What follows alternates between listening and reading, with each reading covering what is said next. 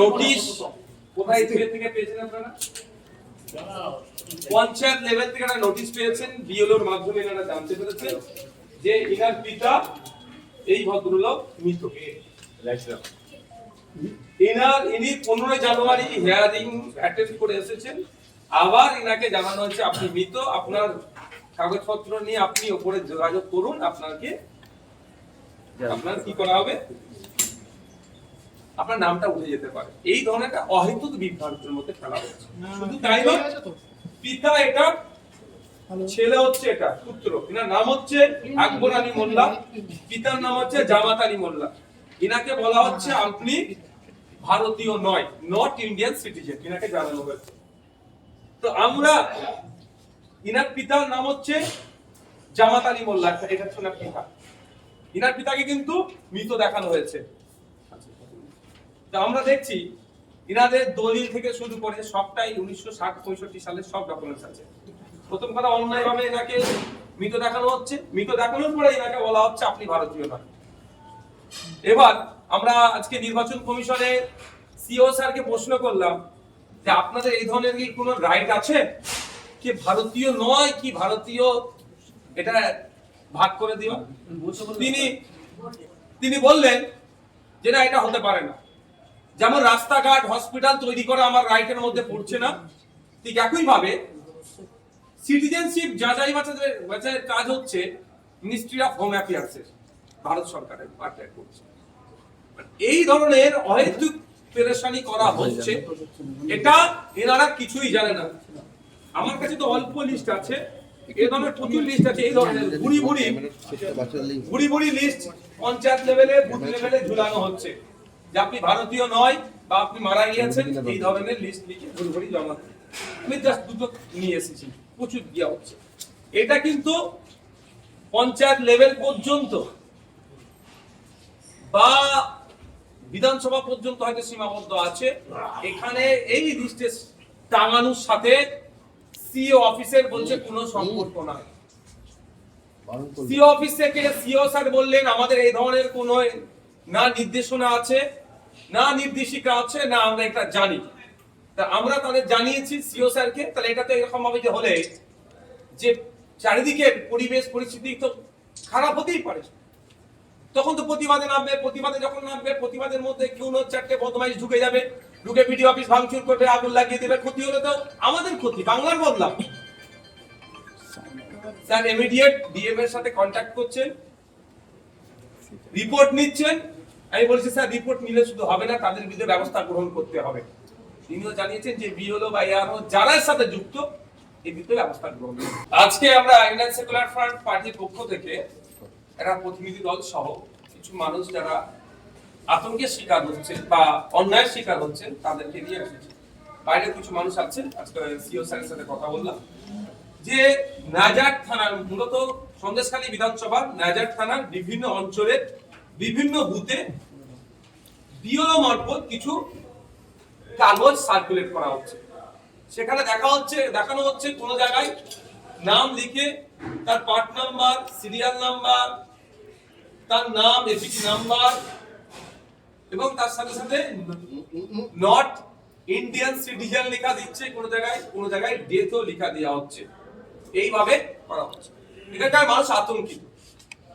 আমরা যতটা জানি নির্বাচন কমিশনের কোনো এখতিয়ার নাই এইটা খোঁজা কে ভারতীয়, কে বাংলাদেশি, কে মায়ানমারি, কে আফগানি, এই ধরনের সিটিজেনশিপ খোঁজা।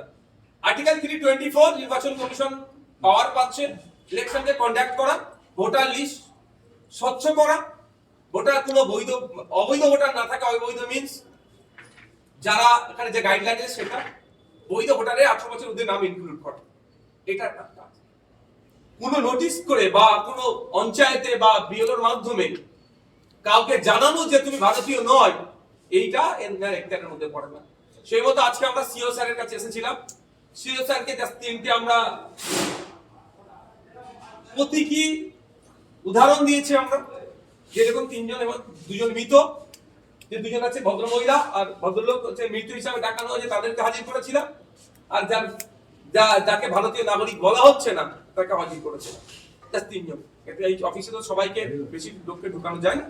নির্বাচন আমাদের সিও স্যার তো অবাক হয়ে গেল যে এই ধরনের নির্দেশনা এখান থেকে দেওয়া হয়নি। এটাও বলে দিলে বুথ স্তরে কেউ এই ধরনের এটাকে একটা ভুল বার্তা ছড়ানোর জন্য এগুলো করা হচ্ছে। আমরা আবার তার প্রতি উত্তরে আমরা তাদেরকে বললাম যারা এই কাজ করছে তাদের বিরুদ্ধে ব্যবস্থা গ্রহণ করতে হবে।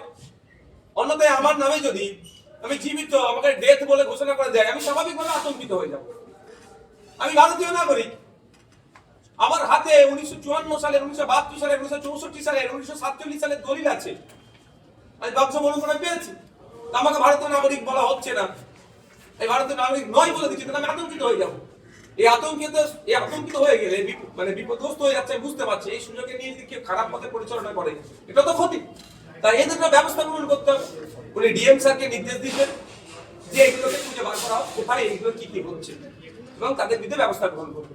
এবং আমরাও বলেছি সহযোগিতার জন্য কোন বুথ, কোন বিএলও, কোন এআরও তাদের পার্টিকুলারস আমরা নোট করে আমরা সিও স্যারের কাছে পাঠাবো যে এই বুথে আমরা এখন পর্যন্ত খবর পাচ্ছি, বিএলওর নাম, তার কন্ট্যাক্ট নাম্বার, ইআরও বা ইআরও যিনি আছেন তার ডিটেইলস আমরা দেব।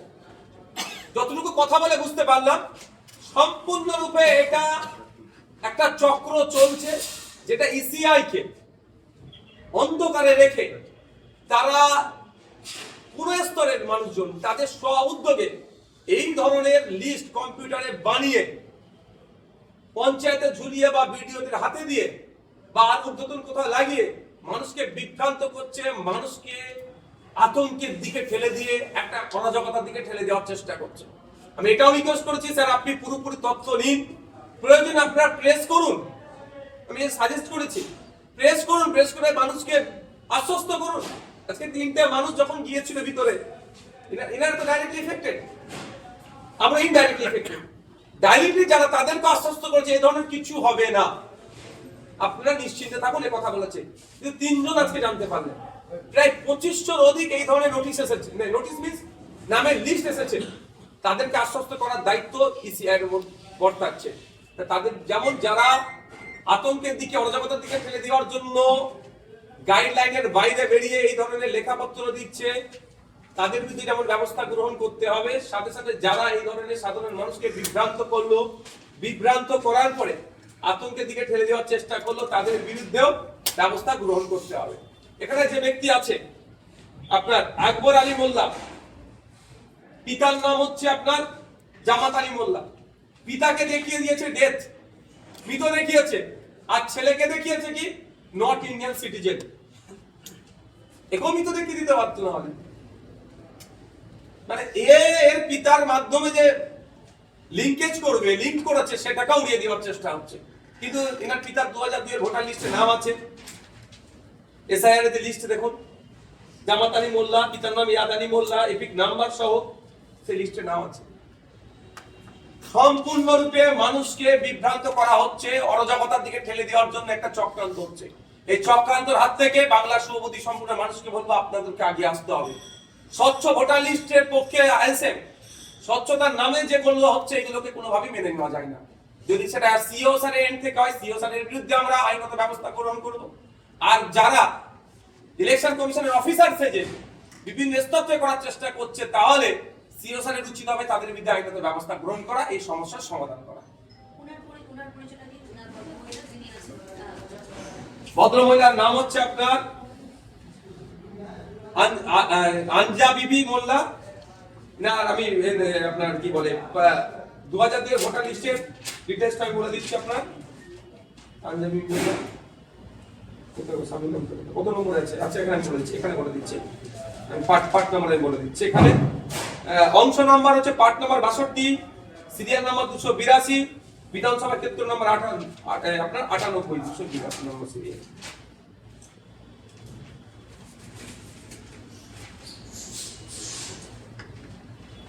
দুশো 82 নম্বর সিরিয়ালে হচ্ছে আপনার এরকম 2002 ভোটার লিস্টে নাম আছে 282, আঞ্জাবি মোল্লা, স্বামীর নাম তারবক্স মোল্লা, তারপর এপিক নাম্বার এইটা, এটা হচ্ছে সন্দেশকারী বিধানসভা।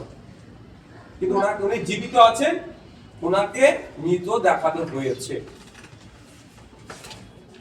আপনি যদি ওনার যা ডকুমেন্টস আছে এখন ওনার হচ্ছে এসপিএইচএইচ রেশন কার্ড থেকে শুরু করে যত রকমের ডকুমেন্টস আছে গ্রামের মানুষ যতটুকু কালেক্ট করতে পেরেছে সেটা নিয়ে উপস্থিত হয়েছে। আপনি বলেন অরাজকতা তৈরি করার চেষ্টা করছে, এটা কোনো রাজনৈতিক দলের তরফ থেকে কি? দেখুন, ওটা তো একটা জায়গাতে কোনো না কোনো জায়গাতে এসে মনে হচ্ছে যেন এটা কোনো একটা রাজনৈতিক দলের, কারণ এখন আমার কাছে যে খবর এসে পৌঁছালো এই মুহূর্তে শাসক দল যাদের এই ধরনের লিস্টে নাম আসছে তাদের অনেকের বাড়ি যাচ্ছে, তাদেরকে ঐক্যবদ্ধ করা হচ্ছে যে তোমাদের এখন নট ইন্ডিয়ান সিটিজেন বলেছে, ডেথ বলেছে, এটার বিরুদ্ধে আমাদেরকে ঐক্যবদ্ধ হতে হবে, এটা প্রতিবাদ করতে হবে। এটা প্রতিবাদের রূপটা কোন জায়গায় পৌঁছাবে সেটা তো এই মুহূর্তে বলা মুশকিল আমাদের। না, আমরা তো বিএলওর মাধ্যমে পেয়েছি, আমরা পঞ্চায়েতের মাধ্যমে, পঞ্চায়েতের লিস্ট আমাদের মাধ্যমে পেয়েছি।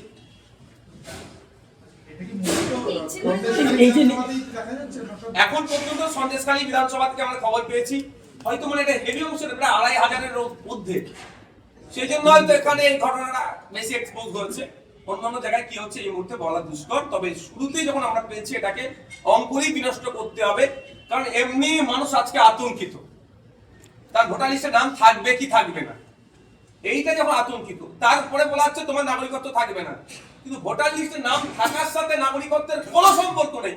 যারা রাজনৈতিক আমাদের মতো যারা রাজনৈতিক দল করে তারা একবারের জন্য বলছে না, মানুষকে বিভ্রান্ত করছে, তাহলে মানুষ স্বাভাবিকভাবে বিতস্তত। তারপরে যদি তার সরাসরি চলে আসে নট ইন্ডিয়ান সিটিজেন, তাহলে তো তাকে আরো বেশি আতঙ্কিত করা হবে।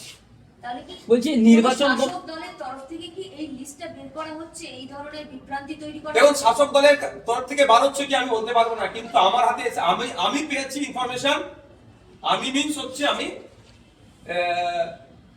জামাত আলী মোল্লা, যদি বলি জামাত আলী মোল্লা, আমি ইনফরমেশন পাচ্ছি আমার বিএলওর মাধ্যমে। বিএলও জানিয়েছে তো তোমাকে কে বলেছে? বিএলওর মাধ্যমে জানিয়েছে যে আমি মানে ভারতীয় নয়, তাকে বলা হচ্ছে বিএলওর মাধ্যমে।